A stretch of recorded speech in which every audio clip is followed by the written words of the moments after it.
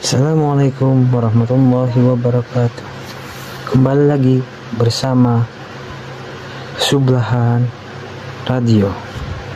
Untuk menambah semangat, jangan lupa di like dan subscribe serta tekan tombol lonceng biar tidak ketinggalan cerita horor di channel ini.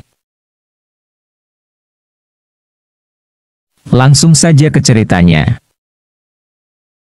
Setelah 15 menit menerobos kegelapan di dalam gudang yang super luas tersebut, Nanda sampai di tempat yang ia tuju. Di sana sepi, sama seperti tempat lain. Pintu dan rolling door-nya pun telah terkunci tanpa ada celah pun untuk keluar. Anjing, gue harus tunggu sampai pagi dong. Gumamnya dalam hati. Woi. Teriak Nanda dengan sangat keras sampai memenuhi seisi gudang yang sunyi itu. Dengan rasa kesal dan takutnya ia mulai kehilangan akal dan melempar korek yang dipegangnya dengan wajah bingung. Woi! Tiba-tiba dari arah lain terdengar teriakan yang menyerupai teriakannya namun terdengar begitu singkat. Sontak Nanda terkejut dan bingung, lapun langsung meraba lantai dan menemukan koreknya. Menyalakan api dan mengarahkan cahayanya ke sumber suara. Siapa di situ? Tanya Nanda sambil berjalan ke sumber suara dengan cahaya korek api di tangannya. Woi, suara itu terdengar lagi, namun lebih lemah.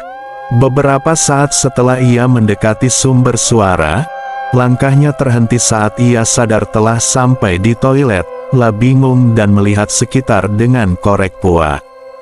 Halo, ada orang? Tanyanya dengan suara keras ke arah toilet. Dan tak lama berselang terdengar suara toilet yang ditekan tombol pusnya.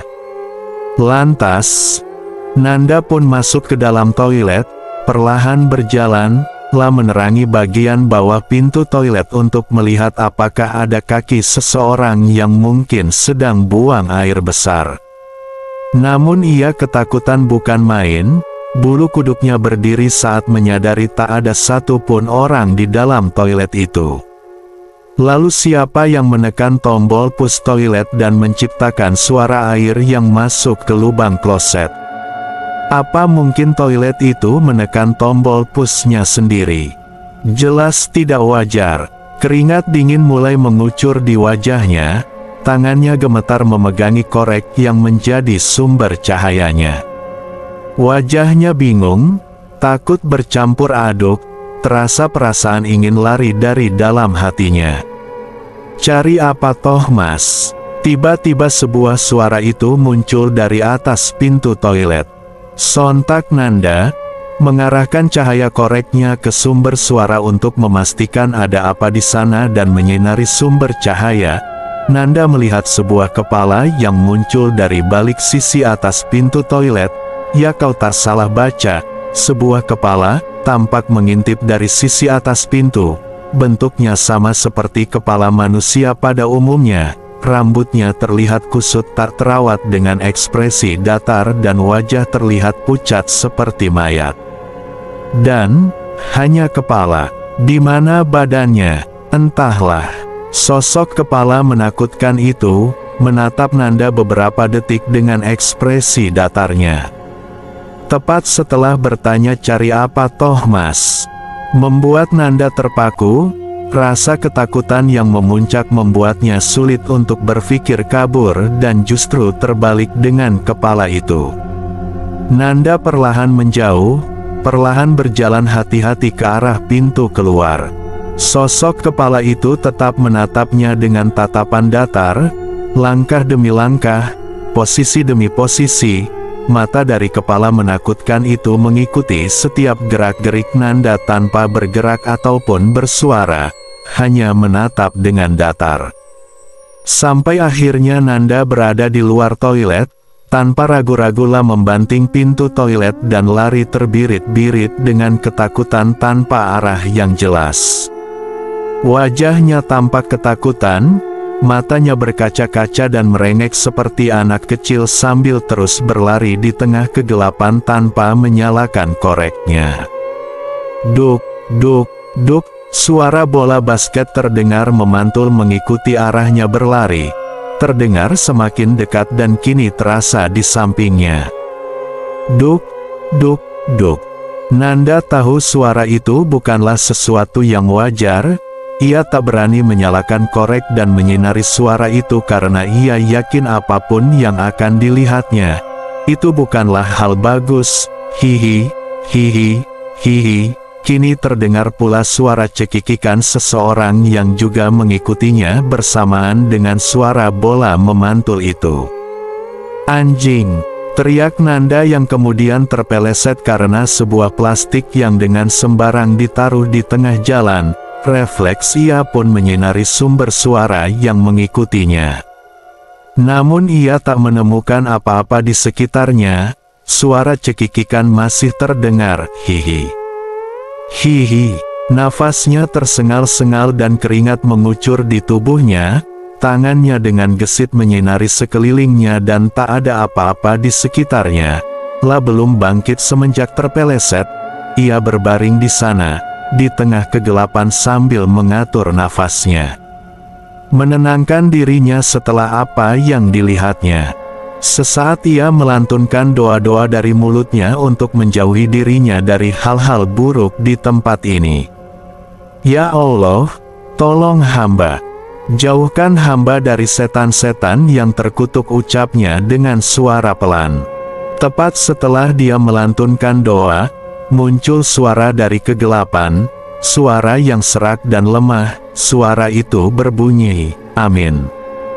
Beberapa saat kemudian, Nanda terbangun dari tidurnya di tempat penyimpanan. Wajahnya ketakutan dan nafasnya tersengal-sengal. Wajahnya masih pucat dan mulutnya mengucap istighfar sebanyak yang ia mau. Saat ia menyadari bahwa yang ia alami tadi hanyalah mimpi belaka, dan saat ia terbangun lampu masih dalam keadaan menyala. Astagfirullah, cuma mimpi ternyata, ucapnya sambil menenangkan diri. Lah melihat sekitar memastikan semuanya aman, Lah pun mengambil air di sampingnya dan menenggaknya sebanyak mungkin. Dan, tepat setelah ia minum, seluruh lampu di warehouse tiba-tiba mati. Nanda terkejut bukan main, air yang sedang ia minum pun ia semburkan kembali saking kagetnya. "Woi, saya masih di sini. Pak, saya masih di sini. Nyalakan lampunya," teriaknya dengan panik. Lah takut apa yang ada di mimpinya menjadi kenyataan. Nanda sudah tahu persis lokasi meja tempat korek itu berada. Dalam kegelapan warehouse saat itu, ia pun berjalan cepat ke arah meja walau tak melihat apapun di dalam gelap, tapi ia sudah hafal posisi meja itu. Beberapa barang tergeletak di lantai ia tabrak dan tendang saking paniknya. Saat sampai di meja itu Nanda mencari-cari korek itu. Tak butuh waktu lama, Nanda pun menemukan koreknya. Seperti deja vu, setelah korek dalam genggamannya, ia berlari bersama cahaya kekuningan dari api yang dibawanya. Sambil ia sesekali berteriak tolong, "Saya masih ada di dalam." Teriakannya begitu keras memecah keheningan malam. Namun tak satu pun jawaban yang ia dapatkan. Bahkan sampai ia berada di tempat yang ia tuju yaitu pintu keluar, tak ada satupun orang di sana. Ya, persis seperti dalam mimpinya. Sebuah mimpi yang menjadi kenyataan dan benar-benar terjadi. "Tolong, tolong, woi, tolongin gue di dalam," teriaknya sambil memukul-mukul rolling door yang tertutup rapat, menghasilkan suara nyaring yang ia harapkan didengar seseorang di seberang sana. "Woi!" teriaknya sekali lagi, kali ini sekeras-kerasnya sampai ia kelelahan. Tangannya menggenggam erat korek yang dibawanya. "Woi!" tiba-tiba sebuah suara muncul dari arah yang berbeda.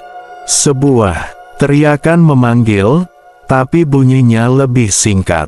"Hei, siapa di sana?" tanya Nanda sambil menerangi arah suara. "Woi, Suara itu kembali terdengar. Nanda pun berjalan ke arah suara tersebut, berjalan perlahan walau ada keraguan di wajahnya. Dengan keringat yang membasahi tubuhnya, lah berjalan semakin mendekat. Woi! Suara itu terdengar sekali lagi dengan nada yang lebih lemah.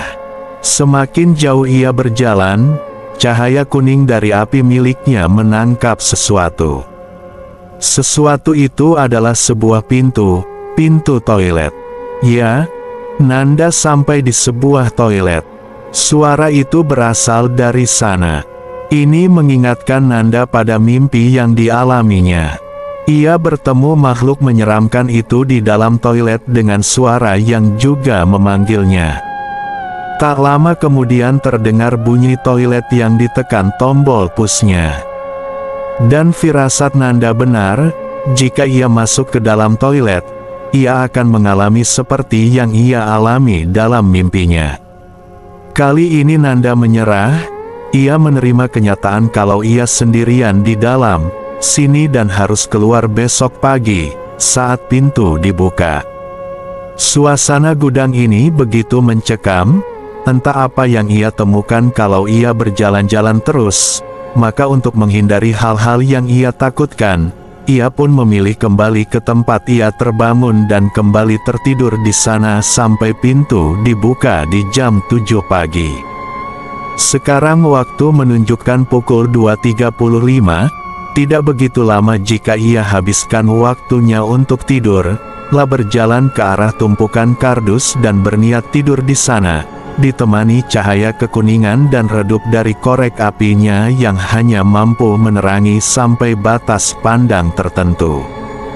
Nanda sampai di tempat tumpukan kardus tersebut, ia tidak langsung tidur. Nanda hanya berdiri di dekat tumpukan kardus sambil menyinari bagian depannya, wajahnya berkeringat dan wajah bergetar ketakutan. Tampaknya cahaya koreknya menangkap sesuatu yang juga ditangkap mata. Nanda, membuatnya merasa ngeri. Nanda melihat seorang perempuan duduk membelakanginya di kardus yang ia akan gunakan untuk tidur.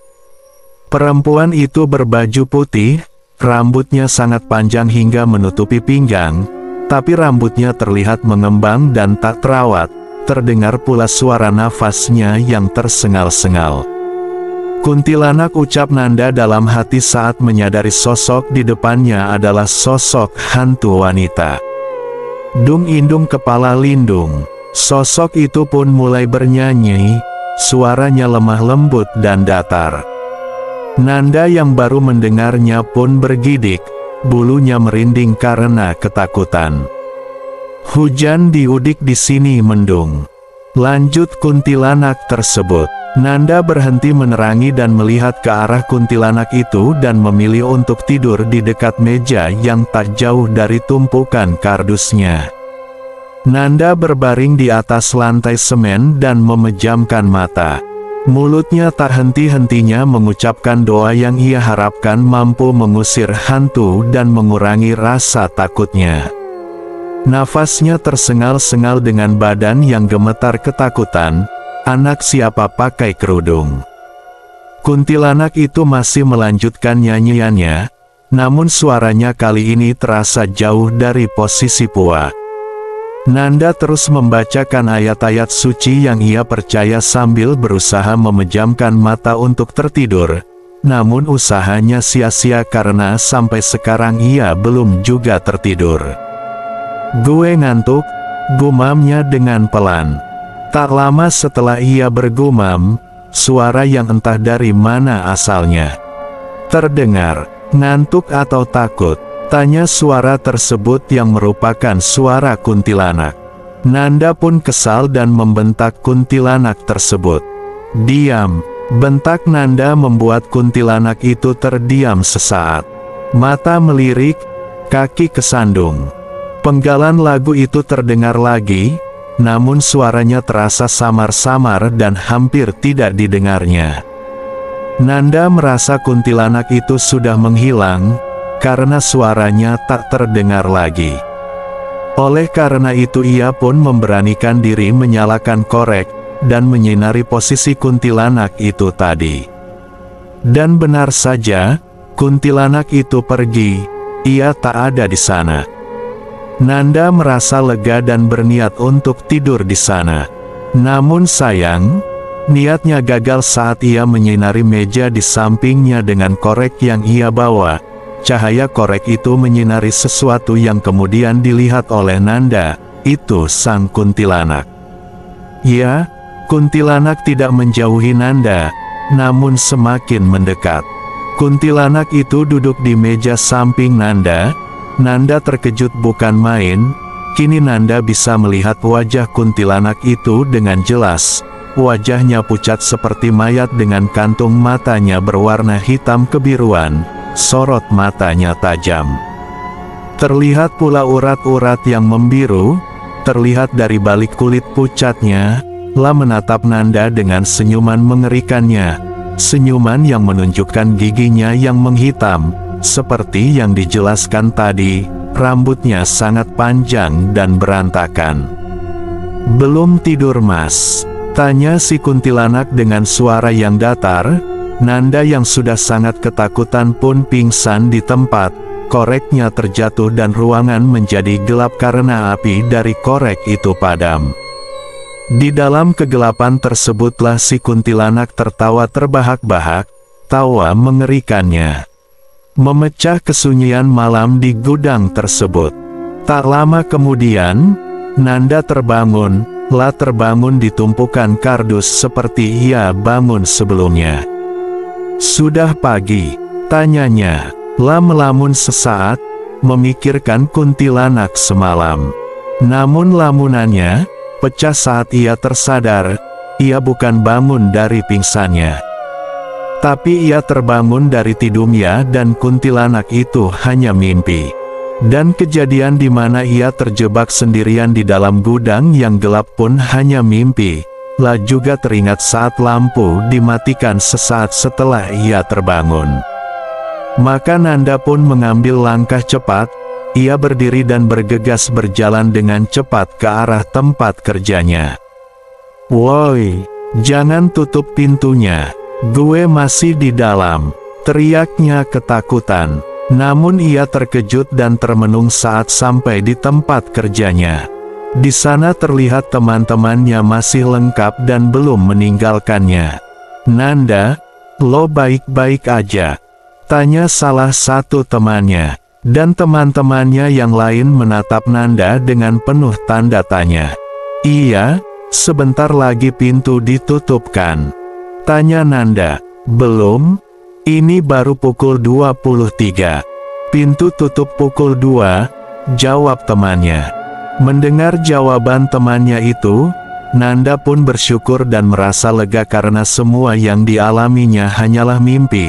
Kemudian Nanda pun bergabung dengan temannya dan melanjutkan pekerjaan yang menjadi kewajibannya. Tak ada lagi tertinggal sendirian di gudang gelap dan menyeramkan. Tak ada lagi hantu kepala dan kuntilanak. Semua itu hanya mimpi yang datang saat ia tertidur di tengah jam kerjanya. Mimpi aneh ya Nan? Iya, ya udah, gantian ya. Sekarang gue yang mau tidur. Lo jaga tempat kita, ucap teman Nanda yang kemudian berjalan menuju tumpukan kardus tempat.